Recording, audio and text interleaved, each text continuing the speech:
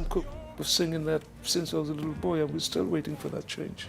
I became Rasta, I became vegetarian, I got more involved in the doctrine, Bob Marley, you know, the whole thing changed. I even stopped making music for a while. At 75, Billy Ocean has finally confirmed what we all suspected. Billy's career has been filled with scandals. First was when he was arrested and handcuffed by the police while teaching. Then there was his association with R. Kelly that raised eyebrows when Kelly's scandals came out. R. Kelly is spending more time in prison after being sentenced federally for child and enticement of minors for.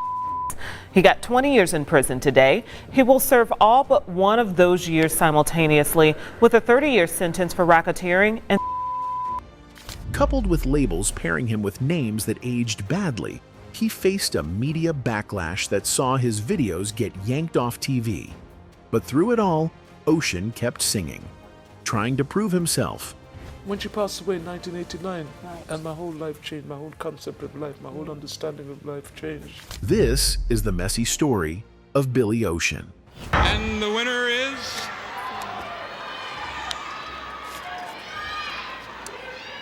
Billy Ocean. Thank you. Billy Ocean was already a global superstar by the early 90s, stacking Grammys, platinum records, and sold-out shows everywhere. But instead of disappearing into some mansion bubble, he stayed grounded in his old neighborhood. He'd spend time at the community hall, helping kids learn steel band music, talking to people like he was just another guy from around the block. That night, he was outside the hall, waiting for class to start, when two familiar faces strolled up. Not close friends, just people he'd seen around. Nothing about it felt strange, until the cops pulled up and the whole scene flipped. That's when everything spun out. One of the guys freaked, dropped a stash, and ran. Instead of going after him, the cops zeroed in on Ocean. Suddenly, the superstar who'd been there to teach kids music was the one in cuffs, paraded like he was the dealer. The news flew around quick. People couldn't believe it. He ended up in the station, pressed with questions he had no business answering. He kept saying he wasn't involved, but nobody cared. For a black Caribbean man in London back then, it wasn't just bad luck. It looked like the system had already made up its mind. Fans and critics called it out for what it felt like, profiling dressed up as police work. In the end, it was obvious the stash belonged to the guy who bailed, not Ocean. The case fell apart, and he walked free, but the damage had already been done. Headlines across the country plastered his name next to the scandal, and cameras parked outside his home like it was open season. What most people never realized was how heavy it hit him. Being treated like a criminal in front of the world wasn't something he could just brush off. It left a mark, and he carried that weight into his music. When he dropped Pressure a couple years later, fans swore they could hear every ounce of that frustration and pain wrapped into the track. The cops did try to clean it up later, putting out an apology and admitting they'd messed up. But the mess was already public, and his squeaky clean image built on love songs had been dragged through a drug bust that wasn't his. Even so, Ocean refused to let it crush him. He kept dropping music, hitting stages around the world, and proving he wasn't going anywhere. For anyone who paid attention, though, that moment in Notting Hill stuck out as one of the most chaotic chapters of his story. A reminder that even chart toppers could get hit with bias, snap judgments, and the harsh side of the system.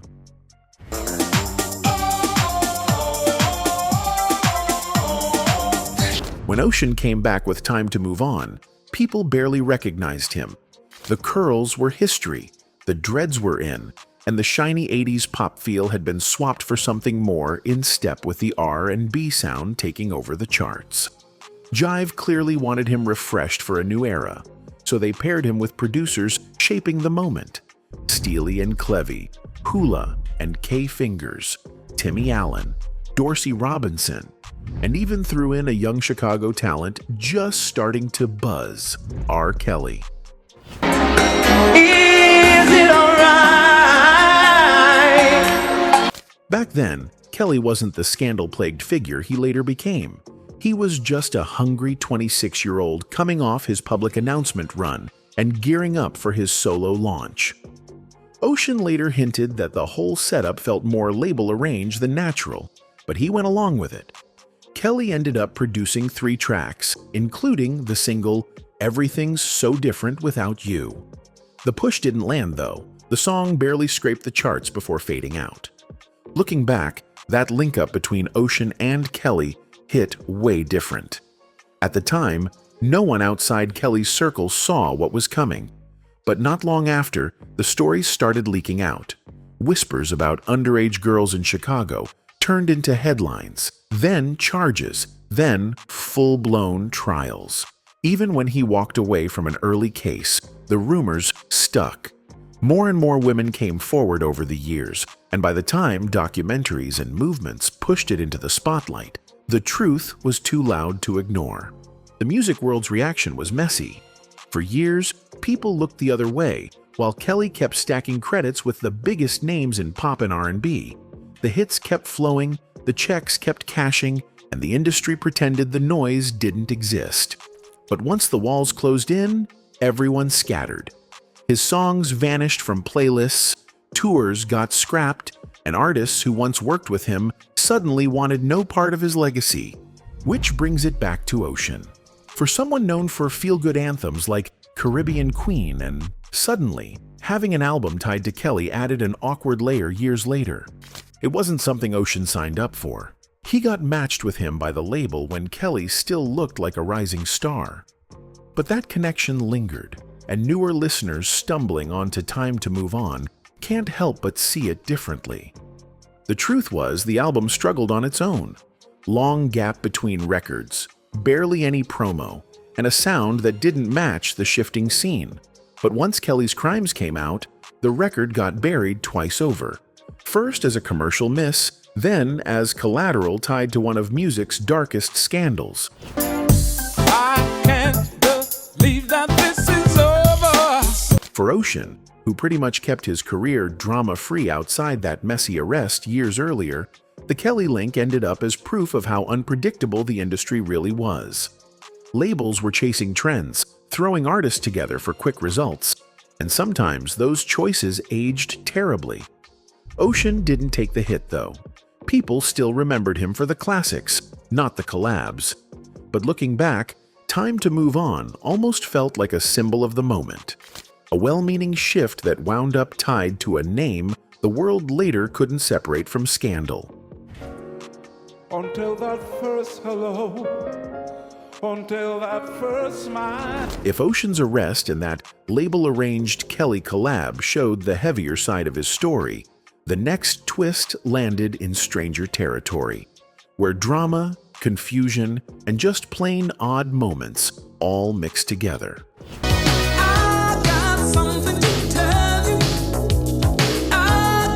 Back in the late 80s, it was everywhere.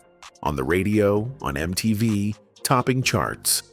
The hook sounded fun, over the top, and exactly what pop was about then. But years later, people started hearing it with a different ear. Instead of playful confidence, some thought it came off a little too forceful, especially with modern conversations around consent in the mix. Ocean himself never caught heat for it, but the track turned into one of those cultural talking points. What once felt like harmless pop bravado now had people dissecting how times change and how old lyrics can take on new meaning when the world moves forward. And then there was, when the going gets tough, the tough get going. On paper, it had everything: a blockbuster tie-in, Ocean at the height of his fame, and a flashy video with Michael Douglas, Kathleen Turner, and Danny DeVito hamming it up.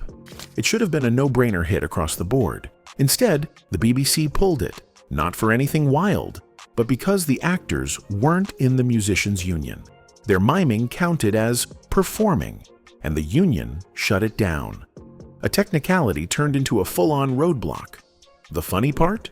The band just made the track even bigger, and it still shot straight to #1 in the UK. Even his stage name had its own mix-up. For ages, people thought Billy Ocean came from some housing estate in East London. the kind of random trivia that fans love to repeat. But Ocean later cleared it up. It actually traced back to his childhood in Trinidad, inspired by a local football squad called Ocean's 11. Nothing to do with London property, everything to do with his roots. Just goes to show how easily fame can flip the simplest detail into a myth that sticks. And then came the funniest mix-up of all, the Caribbean Queen mishearing. Caribbean Queen, now we sharing the same dream. The song was everywhere, the hit that pushed Ocean into global superstardom. But a chunk of listeners were convinced he was saying Caribbean Queen. The mix-up stuck, turning into an inside joke that's still floating around decades later. What started as a simple misunderstanding ended up adding another layer to the song's legacy, proof of how deeply it etched itself into pop culture. But people think this part of the song they're saying, touched my meat. Okay? Let's have a listen and see why they think it. So, long before the Grammys, sold-out arenas, and chart domination, Ocean's story started in Fyzabad, Trinidad. Born Leslie Sebastian Charles, he grew up in a house where music was everywhere. His dad, Hainsley, played. His mom, Violet, kept the home steady, and young Leslie soaked it all in, learning early that music wasn't just something you listened to. It was something you lived. When the family moved to England, landing in Romford, Essex, he carried that Caribbean warmth into the cold streets of post-war London. Assimilation wasn't easy, but he found his lane. By day, he stitched suits on Savile Row, mastering craft and detail. By night, he was in clubs, working the mic and shaping a voice that could glide through tender ballads or cut through with raw soul. That split life, tailor during the day, singer after hours, became the blueprint for the artist the world would eventually know as Billy Ocean. His first shot came thanks to manager John Morphew, who was so blown away by Ocean's voice that he cut a double A-side with a full orchestra at Pi Studios. The timing couldn't have been worse, though. Ballad singers were losing ground to funk, disco, and rock. No label touched it, and the tracks never saw daylight. With Ocean still underage, his dad had co-signed the deal, and eventually asked Morphew to let him go. But the stumble didn't slow him down. By 1969, he was gigging with a London band called Shades of Midnight around Shoreditch, sharpening his chops. 2 years later, he put out his first single, Nashville Rain, under the name Les Charles. And in '74, he fronted a studio group, Scorched Earth, Dropping on the Run, and Superwoman, Super Lover. None of it broke through, but it made one thing clear. He wasn't quitting. He was still shaping the sound and the persona that would eventually take him global. What really locked in his identity was the name. For the longest time, people swore Billy Ocean came from the Ocean estate in Stepney, close to where he'd lived in London. The story sounded tidy enough that even the press ran with it. But Ocean later set it straight. The name went all the way back to Trinidad, taken from a local football team called Ocean's 11. It wasn't London real estate that shaped him, it was his roots. Carrying that name meant carrying the Caribbean into every chart, every tour, every record sleeve. With the name set and the grind still fueling him, Ocean was finally positioned for the next chapter. The 1980s weren't just a new decade, they were the moment all that patience and persistence paid off when the quiet hustle turned into global recognition. For all the odd twists and funny mix-ups, the real core of Ocean's story was always the music, the grind, the wins, the experiments, and the fact he kept pushing long after the charts had moved on. The early stretch wasn't exactly fireworks. He put out 4 albums in the late 70s and early 80s, and most of them barely made a dent. The one bright spark was Love Really Hurts Without You, which turned heads on both sides of the Atlantic and proved he had something special. Like me, baby, love really hurts without you. But the albums themselves didn't take off, and with his label getting sold, it looked like his career might stall out before it had a real chance to take off. Everything flipped once Jive Records scooped him up, looking for their next global crossover act. That's when Suddenly dropped and turned him into a household name overnight. Caribbean Queen exploded everywhere, topping charts in the States, cracking the UK top 10, and putting Ocean front and center on the international stage. Caribbean Queen, now we sharing the same dream. The album itself flew up the charts too, going double platinum in the US and gold back home. The follow-ups kept the momentum rolling. Suddenly and Loverboy both lit up the American charts, and suddenly, Ocean wasn't just a name people recognized. He was the guy everyone was listening to. And the winner is